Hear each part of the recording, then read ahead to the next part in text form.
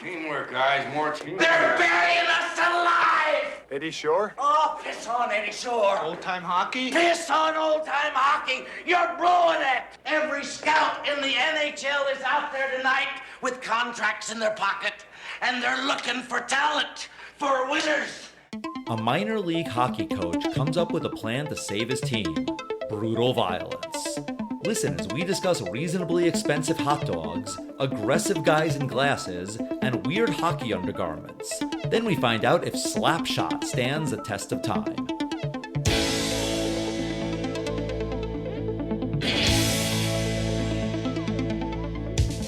Test of time, James and Alan have their say. Do the movies you love still hold up today?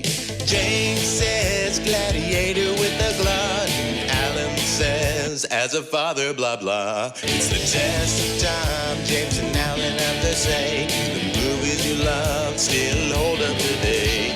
Test of time, James and Alan have their say. Do the movies you love still hold up today?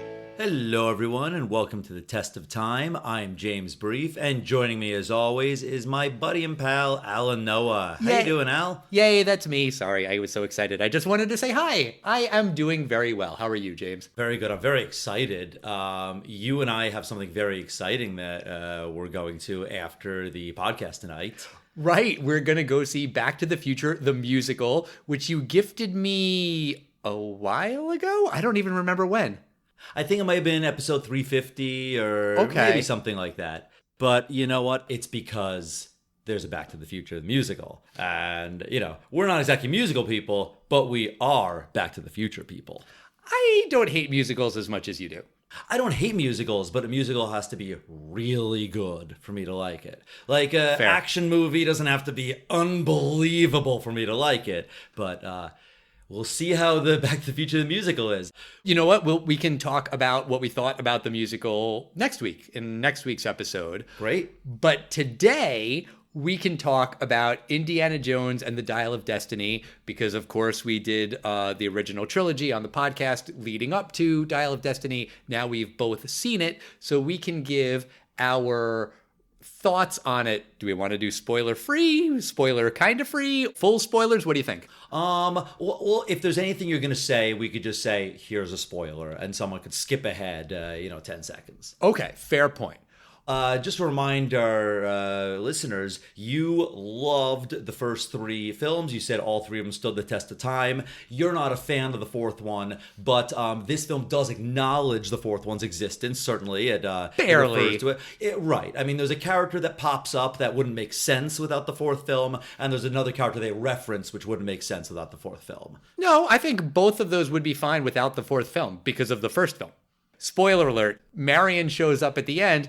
That makes sense without Crystal Skull because she's in Raiders. So that's not a huge shock. If Crystal Skull doesn't exist, every single thing about Dial of Destiny works on the exact same level. Except for the fact that Marion's not in The Last Crusade. That's always fine. That always made sense. They were together and then they broke up. When we were talking about Temple of Doom and you're like, oh, it was a prequel because that explains why Marion isn't in it. I didn't really say it then, but no, it never really bothered me. They got together. They broke up. Why isn't the girlfriend from every James Bond movie in the next one? With exceptions, because they broke up. They're an on-again, off-again couple. I don't think that's much of a mystery. Okay, we have completely different takes on that. That's fine. So, the fifth film, the final Indiana Jones film, certainly with Harrison Ford, directed by James Mangold, not Steven Spielberg, which a lot of people didn't know. Really? Yes, the person I saw it with actually had no idea until it said directed by James Mangold. I mean, I am in touch with movie news and entertainment stuff, so I knew there were tons of interviews that said Steven Spielberg not returning, here's why, and I feel like I had read a lot about it. I knew about it. I'm a big fan of his, big fan of Spielberg. But what do you think of Indiana Jones, The Dial of Destiny? I thought Indiana Jones and The Dial of Destiny was good. Liked it. Didn't think it was amazing. Does not hold a candle to the original trilogy. Certainly better than Crystal Skull, but that is not a compliment at all. Like anything would be better than Crystal Skull. I thought it was good. I thought it was uneven. I thought there were pacing issues. I thought certain things were not explored really well that should have been explored more. I thought they spent too much time on certain things and not other things. But yeah, I thought it was good. What did you think? Similar. I found it quite entertaining. I thought that there was a shocking lack of John Williams in the score. I thought it kind of came here and there, and then at the very end, at the closing credits. What do you mean by that? Do you mean like the classic Indiana Jones theme or just the score in general? The score in general. I mean, even Indiana Jones running through the Arab market in the first film, it's very Raiders-like, very John Williams-esque, kind of that early Star Wars, E.T., Superman, John Williams. They kind of all have that similar feel that you kind of feel throughout all the films. I just thought the score was different. The de-aging, I thought it was very well done. I have not thought all of the de-aging that I've seen have been good, but it's getting better all the time. Oh, yeah. And Rogue One, which a lot of people refer to, the last shot of Rogue One is a de-aged Carrie Fisher. Well, not really de-aged. It's kind of like face transplanted onto another actress. But we've come a long way since then. And I thought it was fun. I thought it was a fun ending to Indiana Jones. It wasn't the unbelievable riding into the sunset, but that was a 40-something, still riding in the sunset Indiana Jones. The ending here was kind of a, old man Jones. I liked it. Yeah, I had a good time watching it. As I left the theater and spent more time thinking about it, I really kind of felt like there were just aspects that were interesting that they just left on the table. Like, we see that he retires as a professor. Like, they're having a retirement party for him. That doesn't go anywhere. He doesn't talk about retiring. Was he forced into retirement? Does he want to retire? What does he want to do in his retirement? How does that make him feel? Oh, that's just one example. The whole thing about his son being dead, I really kind of felt like that was interesting, but they didn't really explore it that much. He just kind of says that he's sad once, and that's sort of it.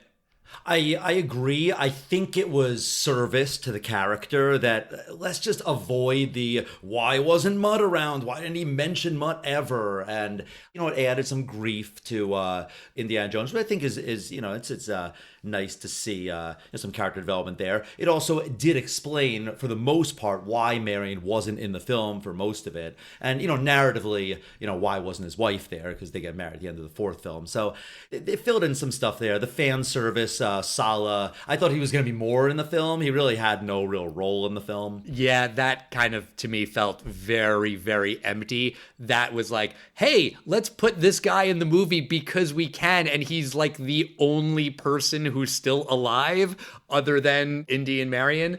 And so here he is for one scene. You like him, and now he's gone. The shame being that the character that played Short Round, Ki-hee Kwan, he is A-list. He's an Academy Award winner. So it would have been nice to have had Short Round in there, but it didn't work out that way.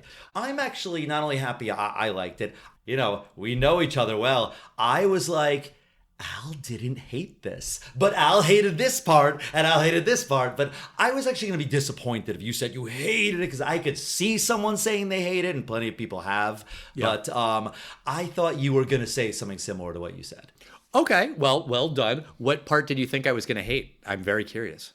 I wasn't sure if you were really gonna like the end part. I thought maybe because the ending of Crystal Skull was so hated by people that alone turned so many people off the film.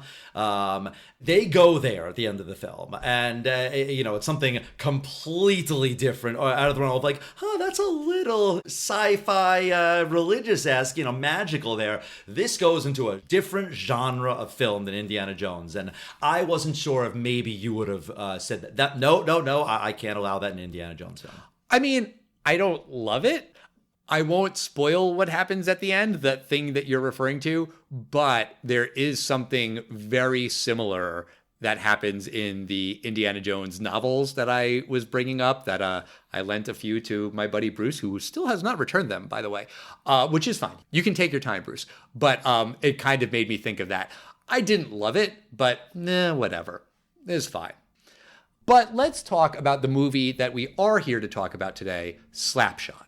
This is a movie that you picked, and I had heard of. I think Will Arnett talked about this movie once, maybe in a couple episodes of Smartless. I love his podcast. He's a Canadian. He's a huge hockey fan. And when you mentioned it last week, I was like, oh yeah, that does sound familiar. But for anyone who doesn't know, it's about the Charlestown Chiefs, a minor league hockey team in a struggling small town. When the town's steel mill is set to close, player coach Reggie Dunlop reads the writing on the wall. The team is going to fold. To try to save the team, Reggie concocts a lie that the team will be sold to a buyer in Florida if they start drawing a crowd. To do that, Reggie starts a new violent style of play. The more fights they start and the more blood they draw, the more the fans love them. The Chiefs also start to win games, but one player, Ned Braden, refuses to be a goon and wants to play simple, old-time hockey. Will Ned be able to convince Reggie that violence isn't the right way to win? But this movie came out before we were born in 1977. How did it do at the box office? This starred Paul Newman, and he might be most famously known to Gen Z and even our generation, really, as the guy that founded a food company, a nonprofit. Most of the products are pretty good, and it's all the products go to charity. And Paul Newman was a good guy, and not just a good guy. He was a box office superstar. He was coming off $300 million earning films, and this is when $100 million was like $1 billion. I mean, this was huge. Do you even know any of the huge films that Paul Newman had been in? Totally fine if you're not sure of it. His 1970s blockbusters. I know that he was in Butch Cassidy and the Sundance Kid, and I know nothing about that movie other than it's probably a shame that I haven't seen it. Especially as a co-host of a podcast about movies. I think that's like a big one. That's like a big cinema movie that I haven't seen and I should. That's interesting. I've never seen it either. I do know what happens at the end. You don't know what happens at the end? Yeah, I think I do. Okay, that's all I know about the film too. But it's interesting you say that because I've always thought it would be interesting to come up with a list of like 10 films that I'm embarrassed I've never seen. I'm not embarrassed I've never seen Butch Cassidy, but there's some like modern films I'm embarrassed I've never seen. Oh, okay. But you know, modern and classic. That would be interesting to talk about. But you're correct. That was one of the $100 million hits, Butch Cassidy. I'll give you a hint what his other film was. I had seen the sequel to this film. It's a film starring Tom Cruise and Paul Newman called The Color of Money. That was from the 80s, and it's a sequel to a film from the 70s. Do you know what that is? The Sting. That's right, yeah, The Sting. And then the 70s is known, very like pessimistic films. And do you know what their big blockbuster, the big action blockbuster, was kind of a theme of 70s films? Oh, disaster movies. Exactly. And Paul Newman was in one of the most famous ones. Towering Inferno. That's correct. Yes. Okay. So those were his huge films that he had just come off of. And then he does this small $6 million budget film. It was released on February 25th, 1977. It wound up earning $28 million domestically. So, it wasn't the $100 million hit, but I'm sure the producers were very happy with it. It actually was the number 21st film at the box office of 1977. So, 1977 had at least one film that that did better than it. Yeah, Star Wars. That's correct. Paul Newman, I don't know him too well. I've seen him in some stuff. I've mostly seen him as an older gentleman. I've seen him in The Color of Money. I saw him in Road to Perdition. Okay. There was that film. No. He's an older guy in those films. In this film, first of all, I understand what my parents are talking about. I mean, movie star. He's just got that presence. Like when Tom Cruise is on the screen, like he just knows what he's doing. Yes. Did you happen to look up and see how old he was when he filmed this? No, I did not. What would be your guess? I don't know, late 40s, something like that? You got to go higher. 50s?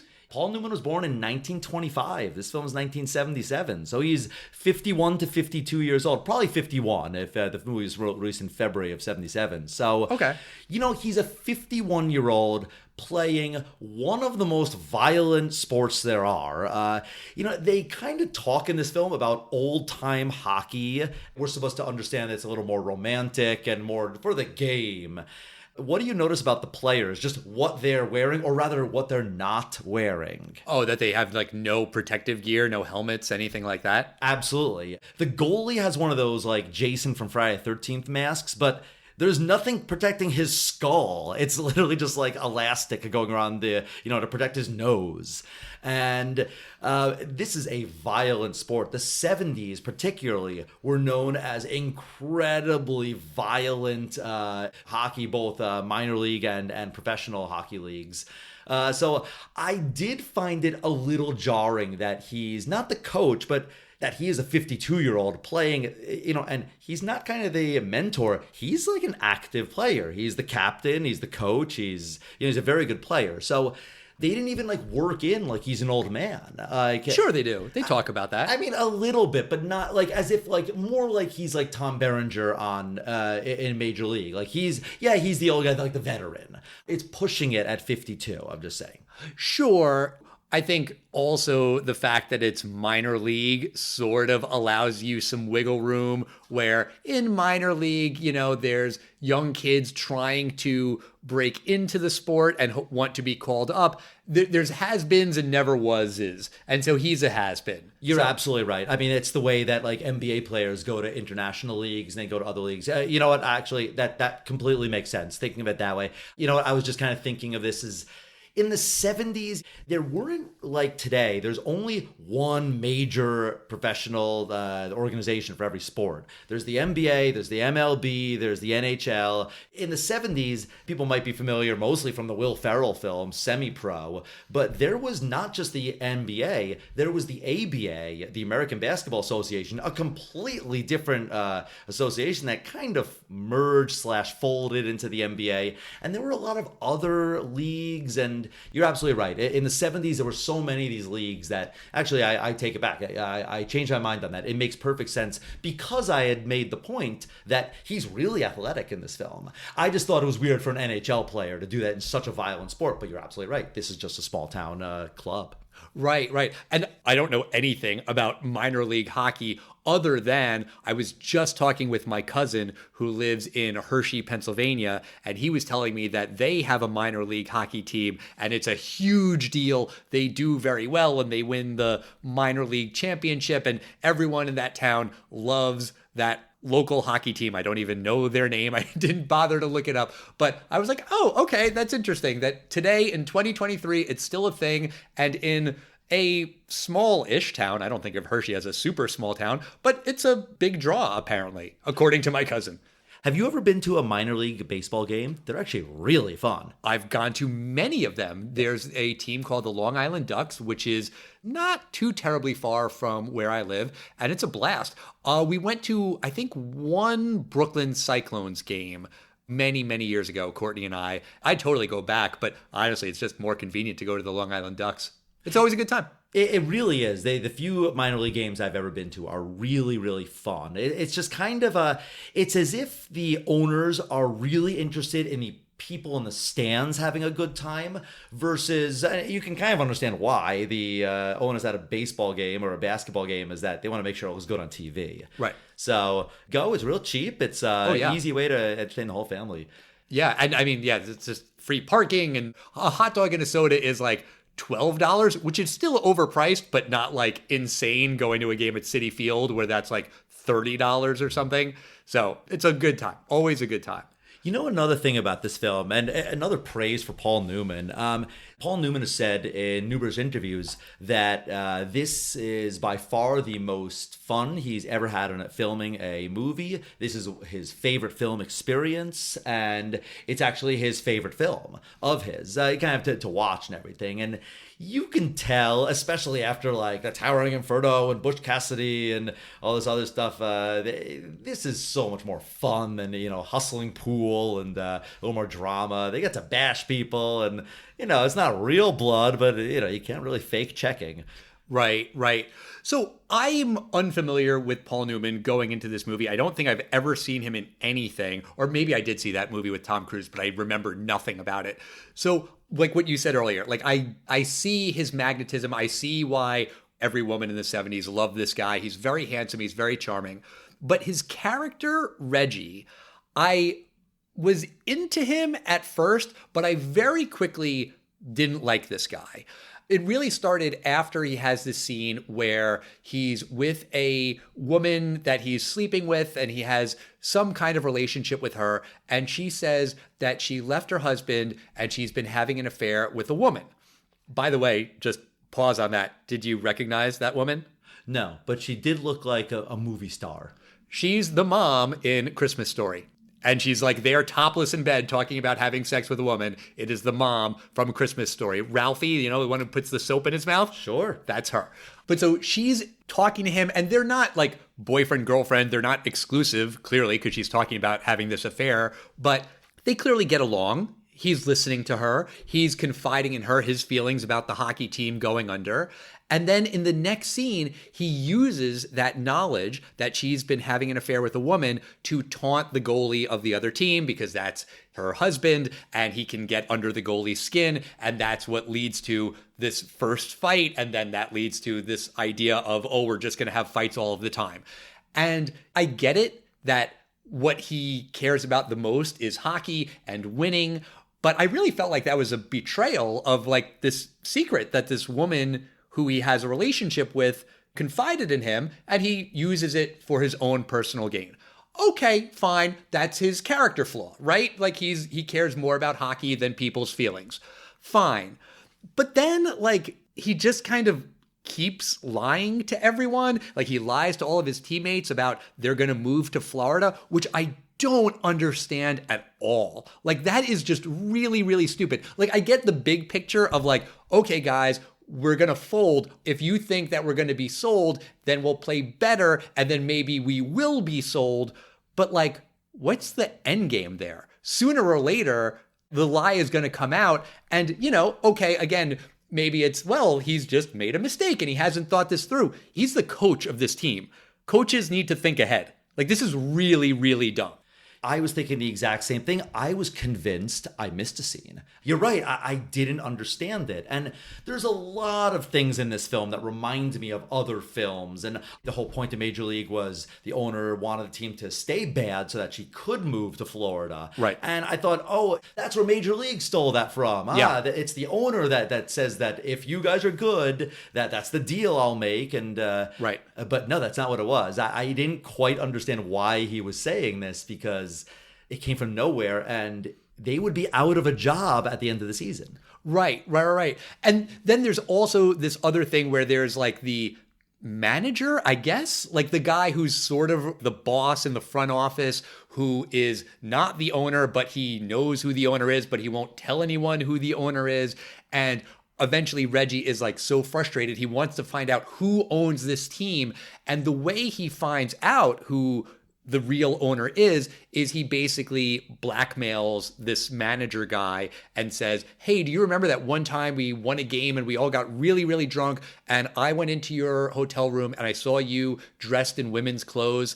Well, I'm an enlightened guy. It doesn't bother me, but do you really want that to get out? And so he blackmails him to get the information. I was like, that is really shitty. That's really fucking awful. That manager, by the way, is a punchline throughout the movie because he like makes them do weird things to promote the team.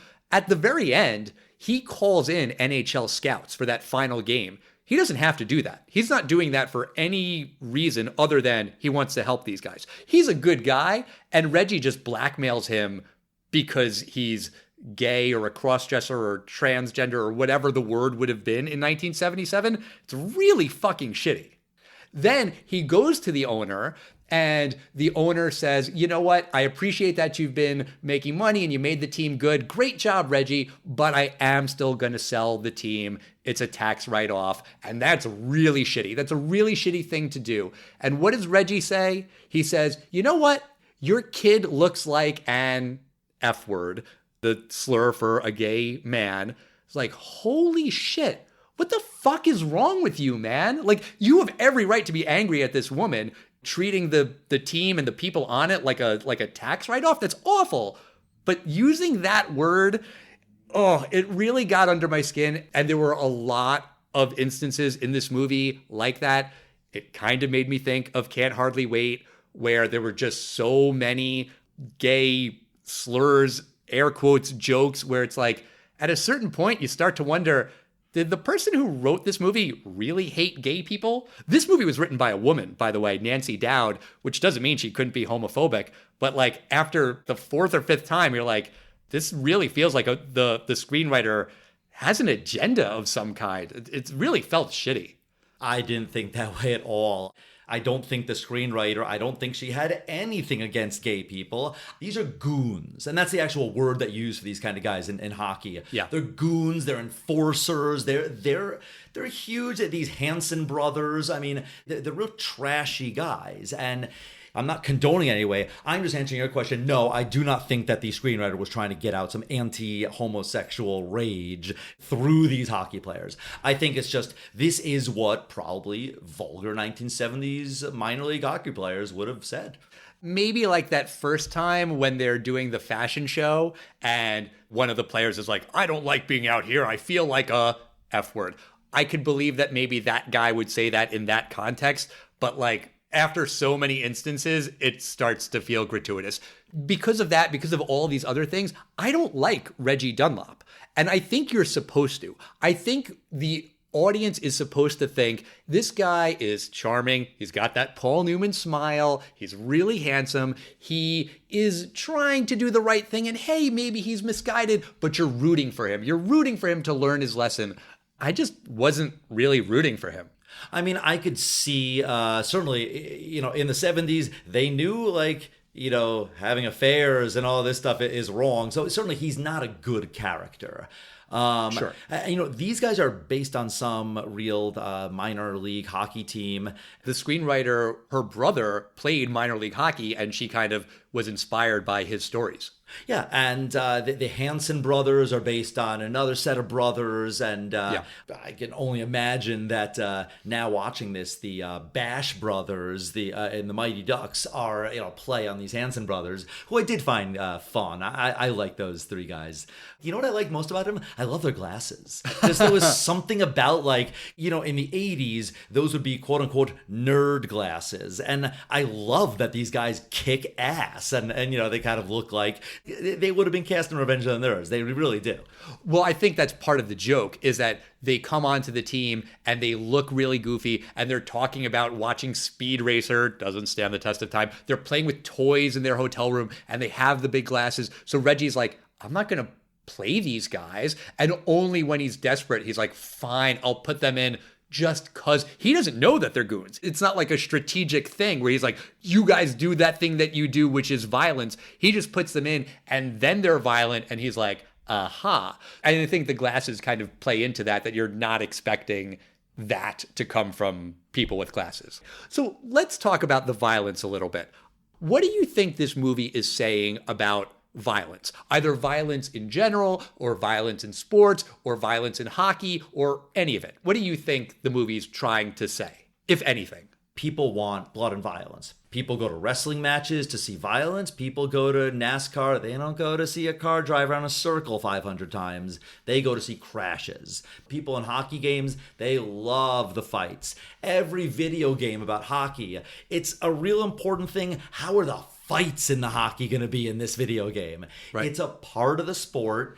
Old-time hockey, I don't know what that means. And I think of hockey like it's kind of a violent sport. Not violent as in evil. I mean, like football, like lacrosse. It's a violent sport. Yeah. You know, it was a little bit cartoonish, the fact that they could, like, get into these brawls before they're thrown out. And it did seem like, why are these people still in the game when they, like, are doing something's way over the top? But you get penalties for, you know, sticking, but, like, you know, beating the shit out of someone with your stick. Right. Like, that usually you get thrown out of the game. Right. But I guess my question is more about what the movie is saying about it, like the meta commentary, the lesson, if you will. I think it's saying people love it. It's an easy way to be popular.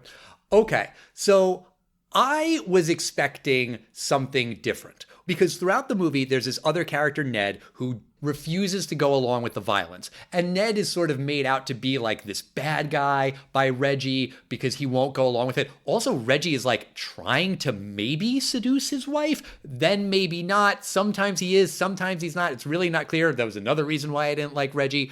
But I thought that the way this movie was going was that Reggie was going to learn his lesson that, hey, violence is wrong. We're not going to play that way. We're going to win these games the old-fashioned way with good old-fashioned hockey. And that's what Ned has been saying. Also, like, apparently the only way they're winning these games is because Ned is scoring goals. Like, they don't show any of that in the movie. You just see fights, but like, in hockey, you need to have more goals to win the game. That's how it works. And apparently Ned is the only one who can actually hit the puck into the goal. So, that's an important part of the process. But that's where I thought the movie was going, that eventually Reggie was going to learn that, in fact, Ned was correct. I thought they were going to meet in the middle. I thought they were going to learn, no, we don't have to do that. And then Reggie was going to get that one good punch in that was totally deserved to give to the other guy. And he's going to learn, look, this is hockey. There is violence in hockey. You don't have to be gratuitous about it, though. But that's not what happens. Ned is benched, and then while the two teams are beating the shit out of each other in the final game, he starts stripping. And the song playing is The Stripper, which we heard in the Full Monty. But like, it's very weird. And then the other team forfeits because one of the guys on the other team is like, this is terrible. You need to put a stop to that. This is obscene. The guy stripping is obscene, not the 12 dudes beating the fuck out of each other. That's fine. So it's sort of like a meta commentary on like violence is ridiculous, but there's really no like lesson about that. I didn't think. I thought that Reggie's entire point was he was getting the crowd just as riled up with fun. I didn't love that, but that's absolutely what I thought that the end of the film was. That he was showing him, look, we could do something fun too. I bet if we came out all wearing, pink tutu, like ballerina outfits, we'd also get people like hooing, hollering. I think that's what he was trying to show. Like, he's just doing something ridiculous. I don't think it was a stripping. He was kind of wearing these weird, I thought it was weird undergarments actually, but I think it was just weird like 70s hockey gear. That's what I think it is. Paul Newman's character was saying earlier in the film, we need to be popular so that we can move to Florida. And the way to do that is to be violent. What I did think was going to happen actually at the end is when Reggie finally goes out, I was like, no, he's going to throw a punch and everyone's going to be like, yay, Reggie's like a man now. But luckily he didn't. I thought that was going to just ruin what 2 hours of character development would have done. I don't think there is any character development. I don't really think there's any lesson here. To me, the lesson would have been, yeah, violence is wrong. Also, the consequence of violence is someone getting really hurt. You can Google it. I did earlier. Real life hockey injuries. Apparently one guy died. People have been really terribly hurt, blinded, concussed, stitches. That's where I thought this was going. That, hey, this violence has a real negative consequence. Someone's going to lose an eye, get really hurt, be hospitalized. Nope. And so like this, whatever air quotes lesson of like, well, violence is spectacle and spectacle is what's important, not the violence because the guy is stripping. None of that landed. I didn't think it worked at all. I guess the one thing that did work was I was thinking about it after the movie ended, but I was like, what does it mean? What are they trying to say? And I don't think there's really anything there. I don't really think there's a message, a point, and I just found that to be very, very disappointing. Yeah, I mean, I thought that the lesson was it can go, I guess, either way, but with getting the crowd riled. But Reggie could have tried to make that argument a little more obvious earlier by saying, hey, guys, why don't we just have a real fun halftime show like what these minor league teams usually do these days? Right. And, the fact is they're all out of a job at the end. It's not like the owner was like, oh, I see what the big crowd is. We're going to stay and I'll make money here. Well, the way that it ends is that Reggie gets a new job at some other team and he's going to bring his friends along and he tries to convince his ex-wife to come and she says no, but then he's like says to one of the other people like, oh, she's going to come. Then Ned gets back together with his estranged wife because Reggie wasn't really sleeping with her. He was just trying to, maybe, who knows? So then like, what's the the lesson there that Ned was right to not be violent? Well, maybe not, because Reggie was clearly right about being violent. So it's all very muddled. It's all very confusing. I found it to be a very, very, very weird, strange, anticlimactic ending. But speaking of endings, I will ask you, James, what did you think of the movie as a whole? Does it stand the test of time? This film reminds me of another 1970s, a classic film that we reviewed, Halloween. And I'd never seen Halloween. I said it didn't stand the test of time only because that was, to me, the archetype of every slasher film that I'd eventually seen. And I've seen all the modern takes on it. And by the time I saw Halloween, I was like, oh, okay, it's Jamie Lee Curtis who survives at the end. And, I know, the formula here. And I didn't find that particular film that interesting. And this film, I found it very similar. As I'm watching it, I go, oh, this is very Bad News Bears-like. These are like foul-mouthed athletes. And in the end, the solution isn't necessarily to win, but to fuck up the other team worse. I mean, here they win, like, as an aside, but, like, they didn't care about winning. Like, the halftime talk, I thought was kind of funny, where they're like, let's just fuck them up, guys. And then it immediately does one of those smash cut or jump cut? Smash cut. Yep. You're right. Smash cut right to them beating the shit out of the other team. I thought that was funny. Then I thought, here's where the Major League thing comes from. But no, I thought Major League did that better because I thought that owner was more interesting. It's a 70s film. There's no score going through the film. Like you'd hear Mighty Ducks or one of those things, just a little, orchestra in the background and scenes. I just didn't find it as rewarding to watch it. The minor characters were pretty funny. But it's just overall, it was a 2-hour film, and I was kind of going in and out of the film, and I was not looking at my phone. It was just a slow film. I think if this film was remade, this could be a real fun film. Cut out the F words you don't like. You don't need it. Let them curse and say all those stupid things. The boobs in it. It's a gratuitous thing. Today, this would be, maybe even if you made a rated R film, they would be probably more of a reason to have boobs in there. Actually, I thought it was kind of entertaining, but it's just that there's so many better sports films. And I've said it before, I'm a fan of that, 90s sports formula, even if it's the same thing. I didn't think this particular formula to be that fun. Like, I didn't really love Bad News Bears when we reviewed it. So to me, it does not stand the test of time. But what did you think? Did you find Slapshot to be entertaining? Did you think it stands the test of time? What are your thoughts? I found it to be entertaining in the beginning. You're right that it's slow. It didn't really bother me much. I didn't really feel like it was dragging. I just felt like it didn't go anywhere. It really, really does not stick the landing, just narratively. It didn't wrap up the story. These characters didn't have like satisfying arcs. Like maybe they sometimes start to a little bit and then it just goes away. And I found that to be really disappointing because they could have gone somewhere. The moral of the story doesn't even have to be violence is wrong. That's where I thought it was going, but they could have gone the other way and said, hey, in hockey, violence is everything. And okay, fine. If that's your take, if that's what you're going for, sure, make that argument, tell that story, cool. But this wasn't unexpected in like, oh, that was a pleasant surprise. This was unexpected in it just seems like they didn't know what the fuck to do and how to end the movie. And so they just kind of ended it. And I really, really didn't like that. All of the anti-gay stuff, they used the F word and the D word for a lesbian.